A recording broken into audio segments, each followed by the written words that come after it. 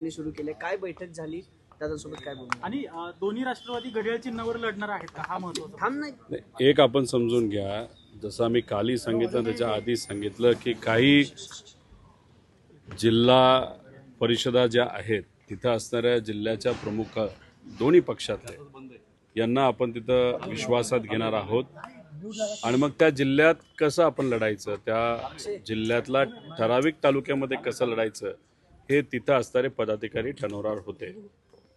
जेव्हा असं ठरलं गेलं तेव्हा आज काही जिल्ह्यातले प्रमुख इथं आले होते, अजितदादांच्या पक्षाचे सुद्धा होते आणि जिथं कुठं काही कार्यकर्ते जे इच्छुक होते एकत्रित लढायला आमच्या पक्षातले सुद्धा इथं आले होते.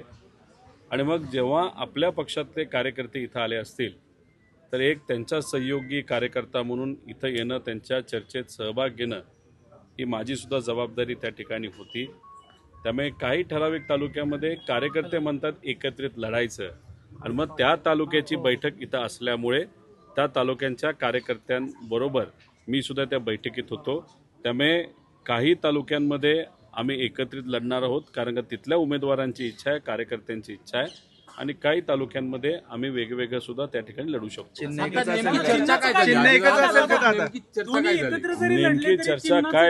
नेमकी चर्चा काय झाली हे तर तुम्हाला त्या ठिकाणी आम्ही सांगितलेलं आहे आणि चिन्ह सुद्धा तिथले उमेदवार जे दोन्ही पक्षातले आहे एकत्रित बसून ठरवतील ते उद्या नाही तर परवा आपल्या सर्वांसमोर येईल. लोक जर घड्याळावर लढायला तयार असतील तर तुमची मान्यता असणार का त्याला? विषय आज त्या बाबतीतली चर्चा नव्हती. एक कोण इच्छुक आहे, कोण ताकदवान आहे, कोण निवडून येऊ शकतं या बाबतीतली चर्चा आज त्या ठिकाणी होती. चिन्हाच्या बाबतीत अजून 2-3 दिवस आहेत, त्यामुळे पुढच्या म्हणजे उद्या संध्याकाळपर्यंत तो निर्णय त्या ठिकाणी. काही लोक बोलण्याचा प्रयत्न तिथं करत होते तेव्हा दादांचं आणि आमचं सगळ्यांचं मत होतं आधी उमेदवारांची चर्चा आहे, उमेदवारांची आपण एकदा चर्चा करू आणि मग चिन्हाबाबत आपण नंतर बोलू. त्यांच्या संपर्कात आणखीन जिल्हा परिषदेचे काही कार्यकर्ते सदस्य आहेत असं म्हणाले आहेत. जसा फटका महानगरपालिकेला बसला असा येणाऱ्या निवडणुकीला पण बसू शकतो, त्याची काही खबरदारी घेतली आहे का? कशाच्या बाबतीत? पक्षातले तुमचे नेते चिन्हाच्या बाबतीत दोन चिन्ह महापालिकेत जे होते ना दादा, कन्फ्युजन झालं. एक तुम्ही समजून घ्या की महानगरपालिकेमध्ये निर्णय घेत असताना एकतर चर्चा होत असताना थोडासा उशीर त्याच्यामध्ये झाला.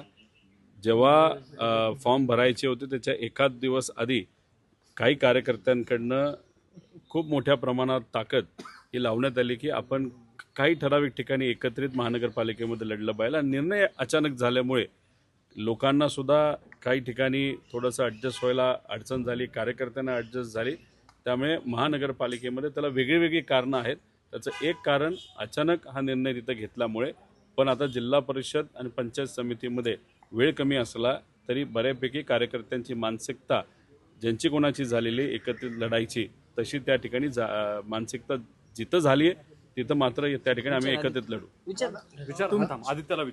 जसं महानगरपालिकेमध्ये तुमचे जुने उमेदवार त्यांच्या पक्षात घेण्यात आले, अशीच कायची रणनीती आता पुढच्या निवडणुकीसाठी आहे, त्याची काय खबरदारी घेतली का? आता शेवटी तुम्ही बोलत असताना हेच सांगितलं, ती एक रणनीती असते आणि रणनीती अशी मीडियासमोर सांगता येत नसते. 2 दिवसानंतर काही गोष्टी आपल्याला कळतात.